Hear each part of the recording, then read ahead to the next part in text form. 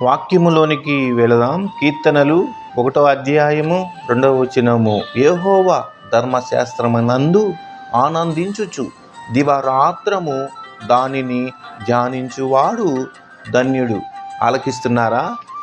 ధన్యులు అంటే ఎవరు? ఎలా ఉంటారు అంటే, ధన్యులు అంటే అదృష్టవంతులు, ఆనందముగా జీవించేవారు. మరి ఈ అదృష్టము, ఆనందము ఎక్కడ దొరుకుతాయి? డబ్బులోనా? బంగారములోనా? బంధువులలోనా? ఉన్నతమైన ఉద్యోగాలలోనా? లేక శుభ్రముగా 3 పూట్ల తిని నిద్రపోవటములోనా? కానే కాదు. ధన్యులు అంటే చెడు మాటలకు దూరముగా ఉండేవారు, పాపానికి దూరముగా ఉంటారు, లోకానికి దూరముగా ఉంటారు, దేవుని మార్గములోను ఆయన సంకల్పములోను జీవించడమే ధన్యత అంటే.